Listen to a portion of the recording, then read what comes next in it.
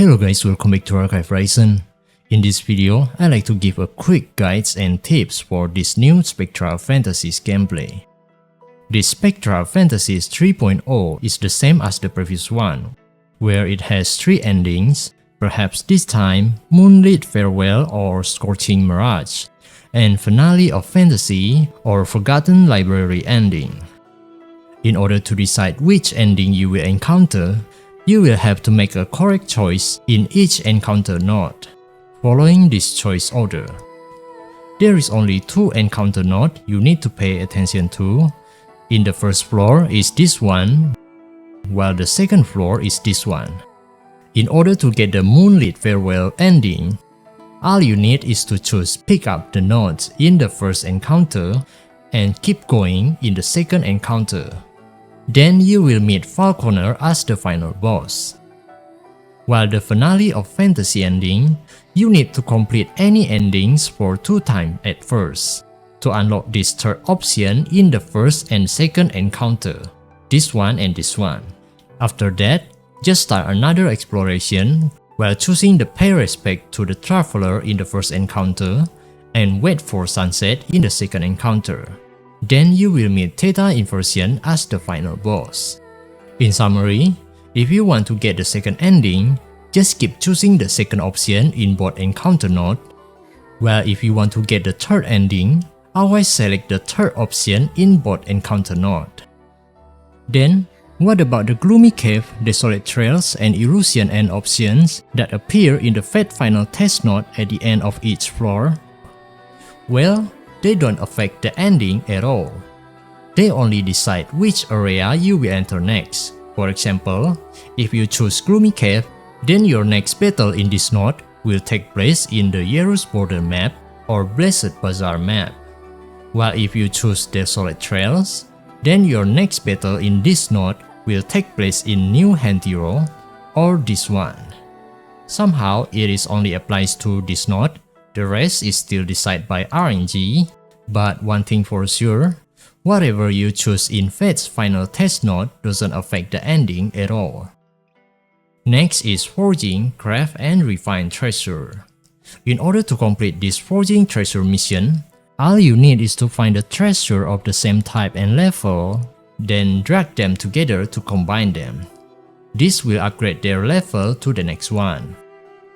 While for the Craft and Refine Treasure mission, you can only do that in Desert Caravan node by selecting this Arcane Anvil.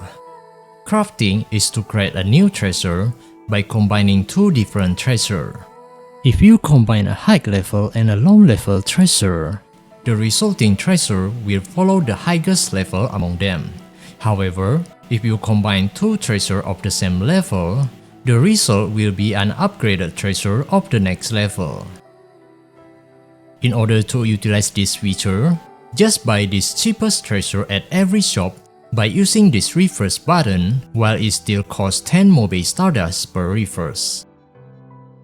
And then, you can use them to craft a new treasure or upgrade the treasure level until it reaches level 5.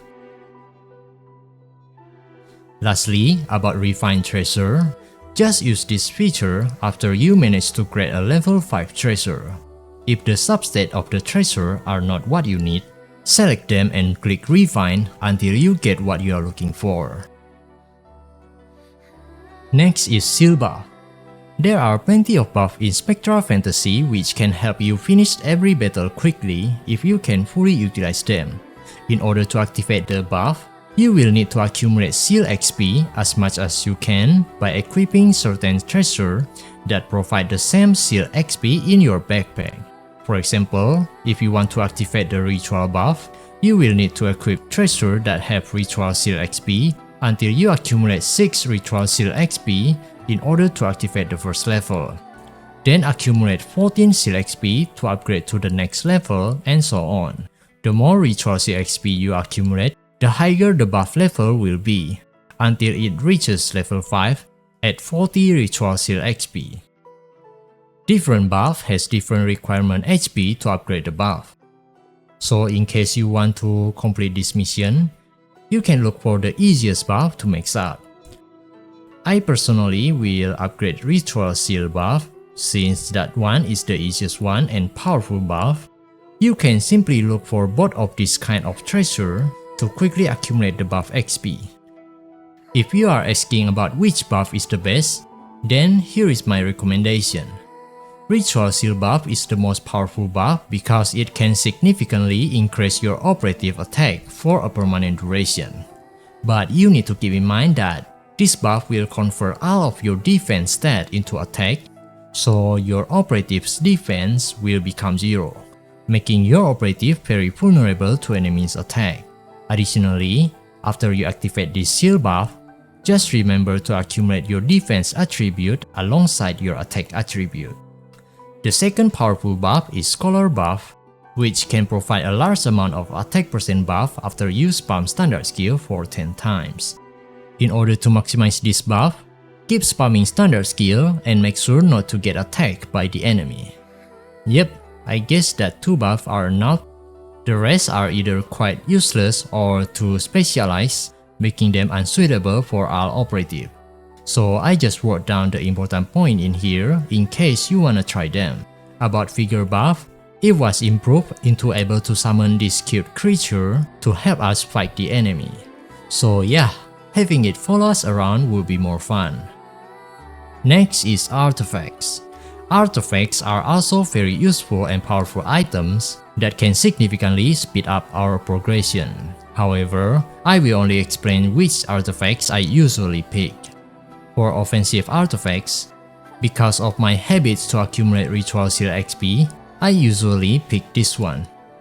Both of these are also my favorite picks. Lastly is this one if you use mid-rank or cross-combat operative. While for defensive artifacts, I usually pick 3 of these. This one have a mistranslation. Instead of getting attacked can heal your HP, it should be after attacking the enemy can restore your HP by 1% of the damage deal. So if you use a fast hit rate operative, then you will get a plenty of healing from this artifact alone. Regarding artifacts, if the artifact's description mentions a specific seal buff, then it will require you to activate that specific seal buff in order to trigger this artifact's effect. But if no specific seal buff is mentioned, then you can trigger the artifact's effect even without activating any seal buff. I think that's all the guide and tips I can share. If you have a different tips, feel free to share in this video's comment section. Good luck with your adventure. Thank you for watching. See you next time. Cheers.